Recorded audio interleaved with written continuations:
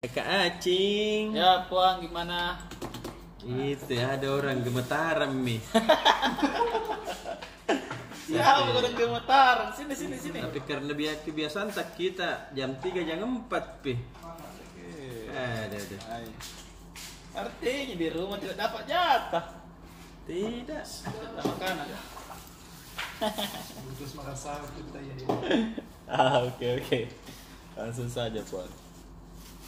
Aduh, kita ini gergetan tadi ini. Iya deh. Waktu pertandingannya PSM melawan Persikabo. Hmm. Aduh, bisa aja ada penalti di menit 92. Nah, kemudian penaltinya juga kan berbau kontroversi. Nah, nanti dijelaskan lanjut oleh penanggung jawab halaman 1 karena masih halaman 1. Nah, tapi kita masuk ke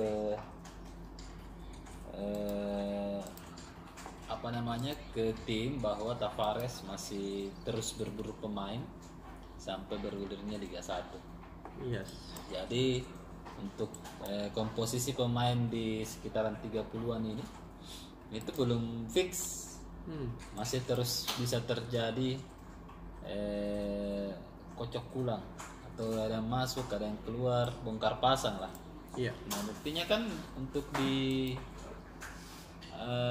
Piala Presiden ini awalnya dibawa ke sana hanya 25, kemudian bertambah lagi 27. Ada Rifki, kemudian ada lagi satu pemain trial. Nah, itu kan terus artinya terus diseleksi siapa-siapa memang yang cocok dengan komposisi PSM pada musim yang akan datang. Iya. Nah, ini saya harus tunjukkan ini bahwa Anda harus baca besok ini grafisnya ini menjadi penyemangat kalau saya lihat. Warna merah bergabung dengan emas. Saya rasanya mau juara lagi. Nah, semoga ini menjadi penyemangat ya. Betul. Apalagi kan kemungkinan besar ya semoga kita bisa bermain di Sulsel lah. Iya. Wah, pare-pare harus betul-betul lolos ini apapun caranya. Harus dikasih lolos ini verifikasi. Karena saya sih melihat PSM tanpa supporter itu kayak kekurangan sekali. Iya.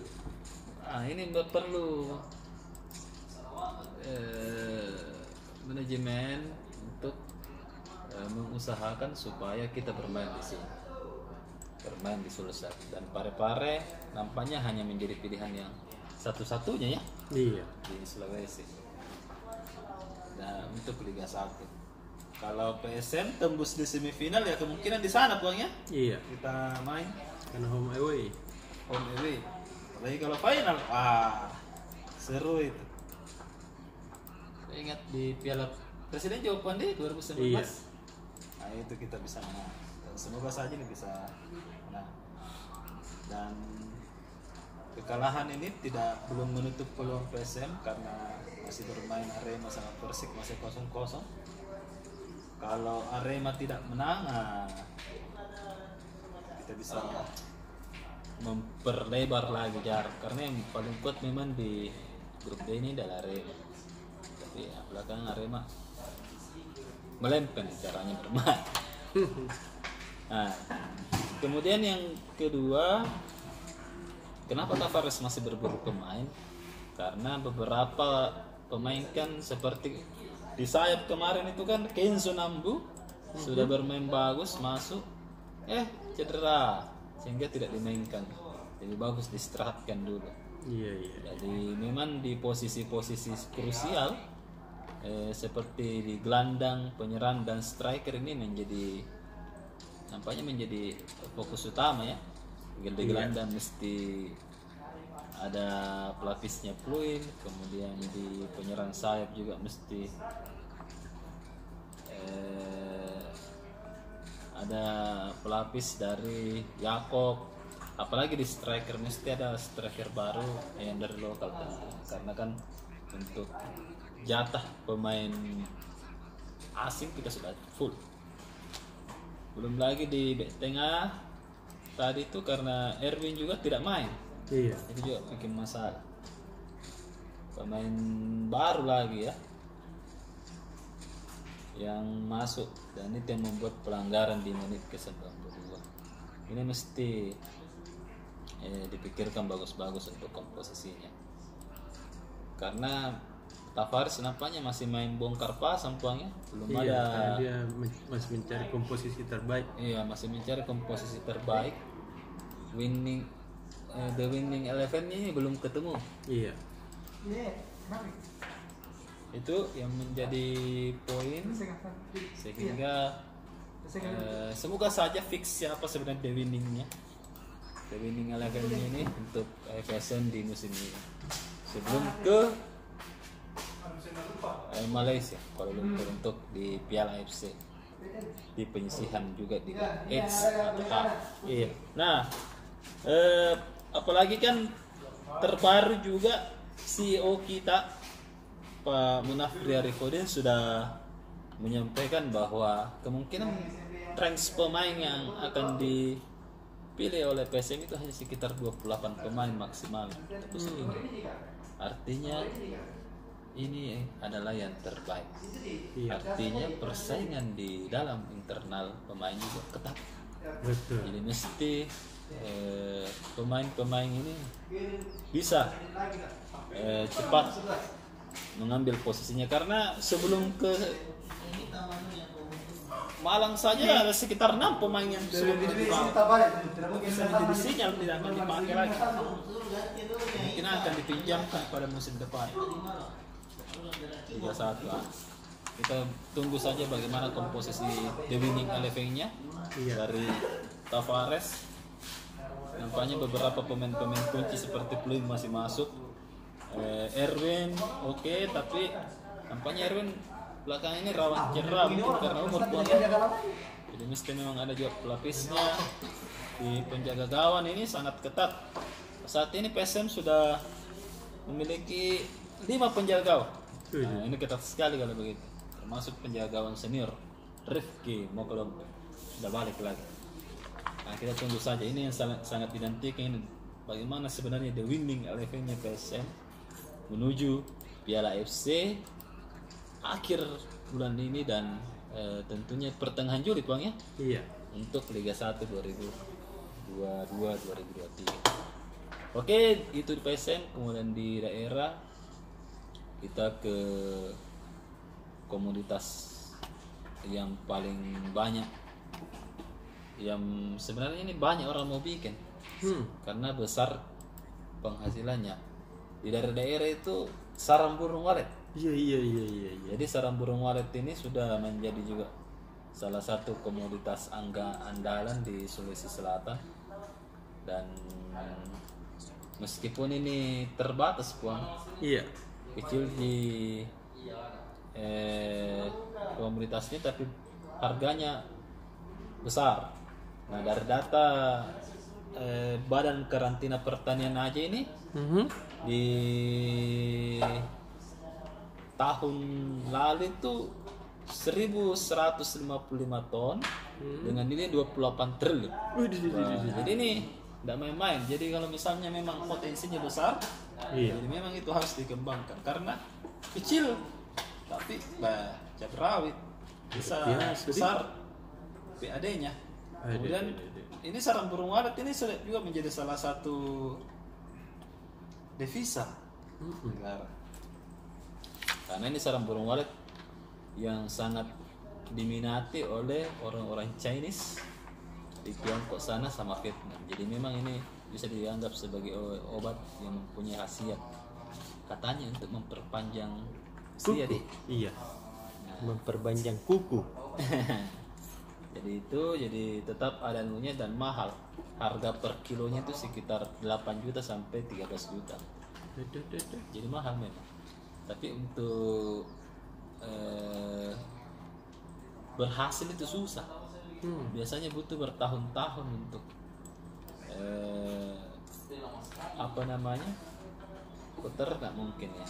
Apa namanya itu kalau ya, jadi yang fokus untuk sarang burung walet ini dia membutuhkan waktu lama. Justru bertahun-tahun untuk berhasil. Kalaupun berhasil, kalau tidak ya sudah, karena ini adalah makhluk alami. Nah, kemudian di Lu ini juga menjadi salah satu komunitas besar, tapi belum terdeteksi bagaimana sih sebenarnya potensinya, karena kita sudah cari-cari di BPS belum terdeteksi besarannya seperti sebenarnya berapa, ataukah memang tidak terdaftar di Lu tapi terdaftar di Kementerian Pertanian, ya kita tidak tahu. Tapi secara besarnya itu tadi. Nah, kemudian selain itu, karena ini sudah jelang Idul Adha, tanggal 9 Juli kita Idul Adha. Iya. Jadi beberapa perusahaan-perusahaan ternak sapi ini sudah mengirim beberapa ratusan sapi ya ke luar Sulsel. Jadi PT Bulls ini salah satu BUMN, Berdikari United Livestock, sudah mengirim sekitar 450 sapi ke Subang, Jawa Barat untuk persiapan kurban Idul Adha. Jadi harga sapi ini naik ini kalau begini. Jadi Ini memang musimnya lagi harga sapi naik. Saya saja harga sapi ditawarin juga. Selain itu di halaman daerah yang satu, di halaman 12, kita fokus juga terkait komoditas sembako yang sementara lagi melonjak tinggi. Nah, kabar terbaru di Parepare di Pasar Lakesi itu sudah 3 hari minyak curah langka. Jadi beberapa pedagang yang membutuhkan minyak curah dalam bentuk jergen itu sudah sulit mendapatkan minyak goreng.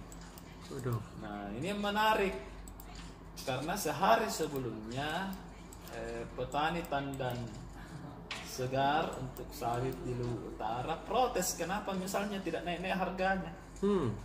Nah, kemana sebenarnya ini minyak goreng? Iya. Nah, ini yang menjadi persoalan di dalam negeri sebenarnya. Masalahnya kan pabriknya itu mungkin tidak koneksi ke pedagang lokal ya, sehingga sering distribusinya mampet gitu. Nah, apakah memang persoalan di masalah, biasanya kan kalau begini kan sangat rumit masalahnya. Nah, artinya kalau begini didistribusi sama diregulasi pengaturannya bagaimana. Nah, inilah mungkin pemerintah sudah mencoba baru-baru ya Menteri Perdagangan karena persoalan ini tidak selesai-selesai. Betul. Nah, Jangan pernah jadi tahu itu. Iya, sudah dicoba itu Menteri Perdagangan. Karena ini memang regulasinya diatur secara nasional. Karena minyak goreng itu kebutuhan nasional, Puan. Betul. Jadi semua kebutuhan nasional itu pasti diatur oleh negara. Beras pasti negara yang atur. Tidak ada itu pemerintah daerah yang atur beras. Iya. Pasti negara. Jadi ini memang regulasinya mesti detail sampai ke daerah-daerah berapa sebenarnya stoknya. Nah, ini yang menarik karena sembako itu rata-rata kebutuhan nasional. Beras, bawang merah, bawang goreng itu kan kebutuhan nasional semua itu. Betul. Sehingga ini mesti diatur baik, dan ini juga menjadi PR untuk Menteri Perdagangan baru Zulkifli Hasan, sekaligus juga ketua PAN, jadi politisi lagi yang diambil jadi Menteri Perdagangan, ketua partai. Nah, ini menarik karena persoalan untuk di Kementerian Perdagangan terkhusus untuk regulasi ini sangat dibutuhkan. Nah, selain itu juga di Bone harga bawang dan harga cabai itu dari 25.000 naik ke 60.000. Berapa naiknya tuh? Sekitar naiknya sekitar 35.000, lebih dari 100%. Ini butuh memang pemerintah pusat untuk turun tangan, karena pemerintah pusat yang biasanya yang punya stok dan punya jaringan untuk mendatangkan dari luar negeri misalnya, atau dari daerah lain yang kelebihan stok. Nah, itu untuk di halaman daerah. Jadi masalah mikro masalah mikro di Parepare, masalah mikro di Bone, tapi regulasinya ada di pusat. Nah ini mesti diselesaikan. Besok kita akan lebih detail lagi khusus untuk masalah sembako, kenaikan sembako jelang Idul Adha ini. Oke? Oke. Sampai jumpa lagi besok. Dah.